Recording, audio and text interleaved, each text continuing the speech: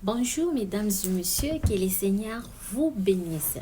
Aujourd'hui, je vais parler à ces personnes-là délaissées, qui se sentent en tout cas, qui ont ce sentiment d'être délaissées, abandonnées, négligées par beaucoup de personnes, spécialement par leur famille propre, leur famille de sang, leur famille en général, leur famille. Pourquoi j'aimerais parler à ces personnes-là? Pourquoi ça vient d'où d'abord ce sujet plutôt?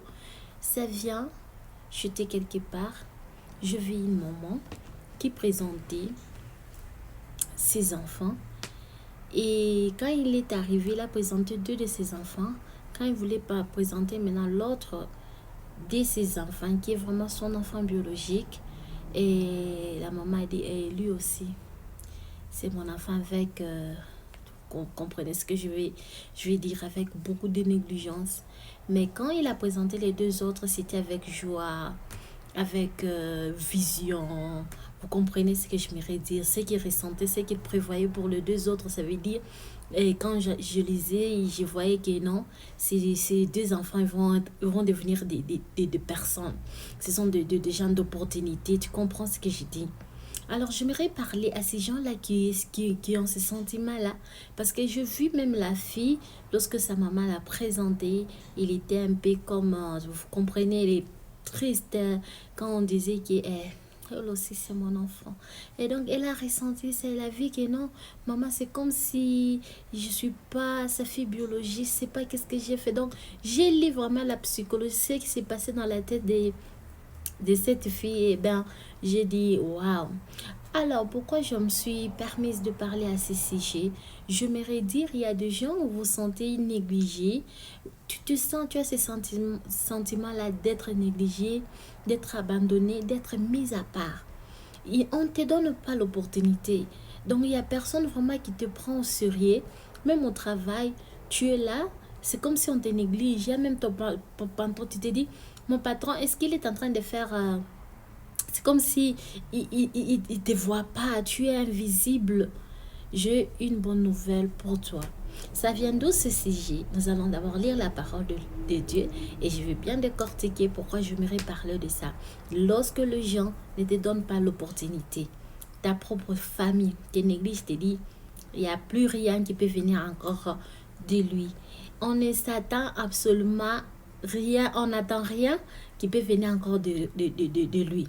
Rien de bon peut sortir encore de lui. Pourquoi? Parce que nous avons pleuré déjà sur lui. Parce que nous avons déjà fait notre deuil. Parce que nous l'avons déjà enterré. Parce que nous avons même demandé l'intervention de son ami intime, Jésus-Christ de Nazareth, lui qui fait beaucoup de miracles, mais il n'a pas pu venir au bon moment. Et donc, c'est terminé, c'est terminé. Pourquoi? Donc, nous allons lire la parole de Dieu. Si, toujours, hier, j'ai parlé, dans ma vidéo précédente, je parlais de... Dieu n'a pas dit encore son dernier mot sur ta situation, mais aujourd'hui, j'aimerais parler de cette histoire qui est on ne te donne pas cette opportunité, mais le Seigneur te dit, il va te donner cette opportunité, quel que soit ce que les gens disaient sur toi. C'est dans Jean 11, le verset 39. Si vous avez votre Bible, donc je vais vous inviter à lire avec moi. Lisons dans les noms de Jésus. C'est Jésus dit, ôtez la pierre. Marthe, la sœur du mort, lui dit, Seigneur, ils sont déjà, car il y a 4 jours qu'il est là. Alléluia. Ils sont déjà. N'est-ce pas que Marthe, lorsque Pierre et Lazare est mort, Marthe a beaucoup pleuré. Ses sœurs ont beaucoup pleuré. Les gens ont beaucoup pleuré. Pourquoi maintenant Marthe, aujourd'hui, il a même fait envoyer une lettre à Jésus qui est ton ami est malade. C'était la même Marthe. Quand maintenant son frère a rendu là, la même Marthe a beaucoup pleuré. Mais quand maintenant Jésus est là, il dit non, Seigneur, il sent déjà, ça fait 4 jours qu'il est là. Ça fait des siècles que lui, il cherche du travail, il ne trouve pas. Ça fait que beaucoup d'années, lui, non, il ne fait absolument rien. Il est toujours dans le même business et ça, il essaie mais ne réussit pas. Lui, il est tellement maladif. C'est depuis qu'il est enfant qu'il est toujours malade. C'est un fardeau que je dois porter. Les gens disent beaucoup, beaucoup sur ta personne. J'ai une bonne nouvelle. Lorsque les gens te disqualifient, Jésus-Christ vient pour ton cas.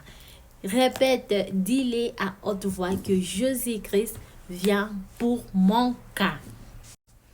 Donc, Marthe voulait dire que non, c'est trop tard. La situation est irréversible. Il n'y a plus de salut pour lui. Qu'est-ce que tu veux faire? Nous t'avons appelé lorsqu'il était vivant.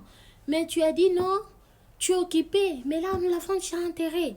J'aime beaucoup mon frère, mais il n'y a rien encore que vous pouvez faire pour lui. Je tiens à lui, mais je suis désolée. Donc Marie ne pouvait pas se dire dans sa tête non. Lui, c'est le Seigneur des Seigneurs. Il fait des miracles. Donnons l'opportunité à notre frère. Peut-être elle peut ressusciter. Tellement que j'avais beaucoup pleuré. Il y a d'autres personnes qui te font du mal, mais pour eux, c'est au-dessus de la force. Tu comprends, non? Tellement qu'ils vivent la même situation. Ils ont déjà dit que non, c'est impossible que tu puisses encore avoir de l'espoir, que tu puisses encore avancer, ou bien que tu puisses encore voir le changement dans ta vie. Marie, la propre sœur de Lazare, il a dit, Seigneur, c'est trop tard. C'était ça, c'est ce qu'il voulait dire lorsque le verset 39 nous dit, Jésus dit, ôtez la pierre. Marthe, la sœur du mort, lui dit, Seigneur, il sent déjà. Ça veut dire que c'est trop tard, Seigneur. La situation est irréversible. Tu ne peux plus l'aider. Vous comprenez, non? Vous comprenez ce que je m'aimerais dire? C'est un cas perdu. Il y a les gens, il y a d'autres personnes qui sont considérées comme des cas perdus. On a tout fait, on l'a mis, on a pris le tuteur, on l'a mis dans de bons travaux. Il peut commencer un bon travail, après une semaine, on va le renvoyer. On ne sait pas ce qui se passe vraiment, mais c'est un cas perdu.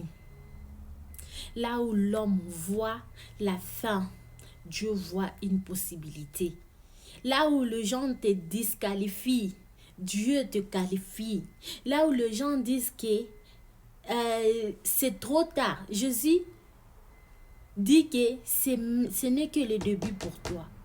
C'était le début de Lazare. Après 4 jours dans le tombeau, c'était fini pour lui. En tout cas, fini, hein, c'est un réaliste. C'était fini, n'est-ce pas? Marthe avait raison. Mais là où les gens disent que c'est fini, Jésus vient et dit, ce n'est que le début. Ce n'est que le début pour toi, ma soeur. Même si tu es trop malade, même si tu as essayé plusieurs fois, ça n'a pas tenu. Toi qui as tant de famille, tu as tout fait, mais il n'y a rien qui s'est passé. Je te dis, ce n'est que le début. Le Seigneur va te faire du bien. Que le Seigneur vous bénisse. Si vous aimez cette vidéo, pourquoi vous n'allez pas vous abonner et commenter dans les commentaires et dire que Jésus, j'y crois que ce n'est que le début pour moi. Soyez bénis.